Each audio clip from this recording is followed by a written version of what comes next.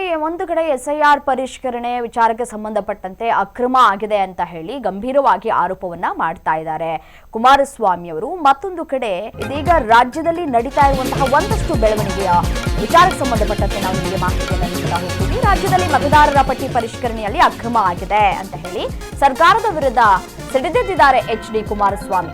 ರಾಜ್ಯದಲ್ಲಿ ಮತದಾರರ ಪಟ್ಟಿ ಪರಿಷ್ಕರಣೆಯಲ್ಲಿ ಅಕ್ರಮ ಆಗಿದೆ ಅಂತ ಹೇಳಿ ಇದೀಗ ಗಂಭೀರ ಆರೋಪವನ್ನ ಮಾಡ್ತಾ ಇದ್ದಾರೆ ಎಚ್.ಡಿ. ಕುಮಾರಸ್ವಾಮಿ. ಸರ್ಕಾರದ ವಿರುದ್ಧ ಸಿಡಿದೆದ್ದಿದ್ದಾರೆ. ಡಾಕ್ಯುಮೆಂಟ್ಸ್ ಕೂಡ ಸಬ್ಮಿಟ್ ಮಾಡ್ತಾ ಇದ್ದಾರೆ. ಎಸ್ಐಆರ್ ಪ್ರಕ್ರಿಯೆಯಲ್ಲಿ ಯಾವುದೇ ಪಾರದರ್ಶಕತೆ ಇಲ್ಲ ಅಂತ ಕೂಡ ಹೇಳ್ತಾ ಇದ್ದಾರೆ. ಇದು ಸಂಪೂರ್ಣವಾಗಿ ಪ್ರಜಾಪ್ರಭುತ್ವದ ವಿರೋಧಿ ಕೆಲಸ ಅಂತ ಕೂಡ ಆಕ್ರೋಶವನ್ನ ವ್ಯಕ್ತಪಡಿಸಿದ್ದಾರೆ. ಕೂಡಲೇ ಎಸ್ಐಆರ್ ಪ್ರಕ್ರಿಯೆಯನ್ನ ಸ್ಥಗಿತ ಮಾಡಬೇಕು ಅಂತ ಕೂಡ ಆಗ್ರಹಿಸ್ತಾ ಇದ್ದಾರೆ.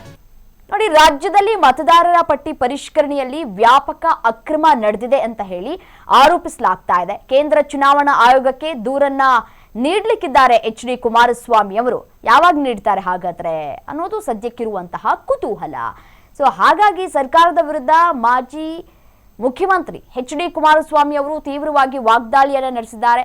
ಪ್ರಸ್ತುತ ನಡೀತಾ ಇರುವಂತಹ ಈ ಪ್ರಕ್ರಿಯೆಯಲ್ಲಿ ಯಾವುದೇ ಪಾರದರ್ಶಕತೆ ಉಳಿದಿಲ್ಲ, ಮತ್ತೆ ಇದು ಸಂಪೂರ್ಣವಾಗಿ ಪ್ರಜಾಪ್ರಭುತ್ವ ವಿರೋಧಿಯಾಗಿದೆ ಅಂತ ಹೇಳಿ ಆಕ್ರೋಶವನ್ನ ವ್ಯಕ್ತಪಡಿಸಿದ್ದಾರೆ.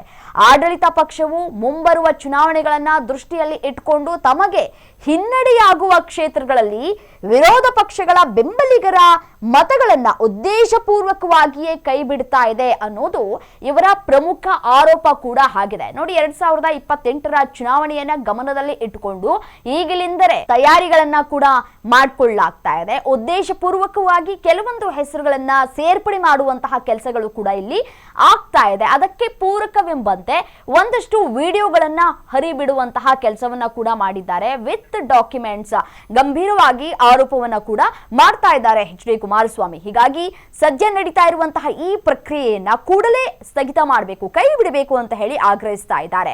ನೋಡಿ, ಈ ಇಡೀ ಅಕ್ರಮದ ಕುರಿತು ಸೂಕ್ತ ದಾಖಲೆಗಳೊಂದಿಗೆ ನವದೆಹಲಿಯಲ್ಲಿ ಕೇಂದ್ರ ಚುನಾವಣಾ ಆಯೋಗಕ್ಕೆ ಅಧಿಕೃತವಾಗಿ ದೂರನ್ನ ಕೊಡಬೇಕು ಅಂತ ಹೇಳಿ ಎಚ್.ಡಿ. ಕುಮಾರಸ್ವಾಮಿ ಅವರು ತೀರ್ಮಾನವನ್ನ ಕೂಡ ಮಾಡಿದ್ದಾರೆ. ನೋಡಿ, ಕರ್ನಾಟಕ ರಾಜಕಾರಣದಲ್ಲಿ ಮತದಾರರ ಪಟ್ಟಿ ಪರಿಷ್ಕರಣೆ ವಿಚಾರ ಏನಿದೆಯಲ್ಲ, ಈ ಒಂದು ವಿಚಾರಗಳು ಅಥವಾ ಈ ವಿವಾದಗಳು ಭುಗಿಲೇಳ್ತಾ ಇರೋದು ಇದೇ ಮೊದಲೇನಲ್ಲ. ಈ ಹಿಂದೆಯಿಂದನೂ ಕೂಡ ಸಾಕಷ್ಟು ವಿಚಾರಕ್ಕೆ ಸಂಬಂಧಪಟ್ಟಂತೆ ಆಕ್ರೋಶಗಳು ಕೂಡ ವ್ಯಕ್ತವಾಗಿದೆ. ಇದರ ಹಿಂದೆ ನೋಡಿ ದೊಡ್ಡ ಇತಿಹಾಸವೂ ಕೂಡ ಇದೆ ಅಂತ ಹೇಳಿದ್ರು ಕೂಡ ತಪ್ಪಾಗ್ಲಿಕ್ಕಿಲ್ಲ. ಕಳೆದ ಕೆಲವೊಂದಷ್ಟು ವರ್ಷಗಳ ಹಿಂದೆ ಬೆಂಗಳೂರಿನಲ್ಲಿ ನಡೀತಲ್ಲ ಚಿಲುಮೆ ಹಗರಣ ರಾಜ್ಯ ರಾಜಕೀಯದಲ್ಲಿ ಸಾಕಷ್ಟು ಸಂಚಲನವನ್ನ ಕೂಡ ಉಂಟು ಮಾಡಿತ್ತು. ಸೊ ಬಿಬಿಎಂಪಿ ವ್ಯಾಪ್ತಿಯಲ್ಲಿ ಮತದಾರರ ಜಾಗೃತಿ ಮೂಡಿಸುವಂತಹ ನೆಪದಲ್ಲಿ ಖಾಸಗಿ ಸಂಸ್ಥೆಯೊಂದಕ್ಕೆ ಅನುಮತಿಯನ್ನ ಕೂಡ ನೀಡಲಾಗಿತ್ತು. ಈಗಲೂ ಕೂಡ ಖಾಸಗಿ ಸಂಸ್ಥೆಗೆ ಅನುಮತಿಯನ್ನ ಕೊಟ್ಟಿರೋದಕ್ಕೆ ಸಾಕಷ್ಟು ಆಕ್ರೋಶಗಳು ಕೂಡ ವ್ಯಕ್ತವಾಗ್ತಾ ಇದೆ.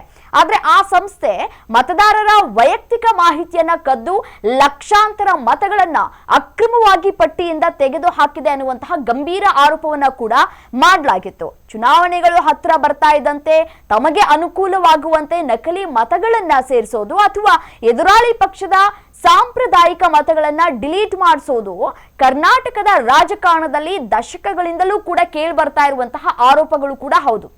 ಮತ್ತೆ ಪ್ರಾದೇಶಿಕ ಪಕ್ಷಗಳ ಅಸ್ತಿತ್ವವನ್ನ ಮುಗಿಸೋದಕ್ಕೆ ರಾಷ್ಟ್ರೀಯ ಪಕ್ಷಗಳು ಇಂತಹ ಅಡ್ಡದಾರಿಗಳನ್ನ ಹಿಡಿತಾ ಇದೆ ಅಂತ ಹೇಳಿ ಎಚ್.ಡಿ. ಕುಮಾರಸ್ವಾಮಿ ಅವರು ಈ ಹಿಂದೆಯೂ ಕೂಡ ನಿರಂತರವಾಗಿ ಹೋರಾಟವನ್ನ ಕೂಡ ಮಾಡ್ಕೊಳ್ತಾ ಬಂದಿದ್ರು. ಈಗಲೂ ಕೂಡ ಅದೇ ಹೋರಾಟವನ್ನ ಅವರು ಮುಂದುವರಿಸಿಕೊಳ್ತಾ ಬರ್ತಾ ಇದ್ದಾರೆ. ಈ ಮತದಾರರ ಪಟ್ಟಿಯ ಪಾವಿತ್ರತೆಯನ್ನ ಕಾಪಾಡದೆ ಹೋದ್ರೆ ಅದು ಇಡೀ ಚುನಾವಣಾ ವ್ಯವಸ್ಥೆಯ ಮೇಲಿನ ನಂಬಿಕೆಯನ್ನೇ ಸಡಿಲಗೊಳಿಸುತ್ತೆ ಅಂತ ಹೇಳಿ ಅವರು ಆರೋಪ ಮಾಡ್ತಾ ಇದ್ದಾರೆ. ಸೊ ಇಡೀ ಬೆಳವಣಿಗೆ ರಾಜಕೀಯವಾಗಿ ತೀವ್ರ ಕುತೂಹಲವನ್ನ ಕೂಡ ಮತ್ತಷ್ಟು ಹೆಚ್ಚು ಮಾಡ್ತಾ ಇದೆ.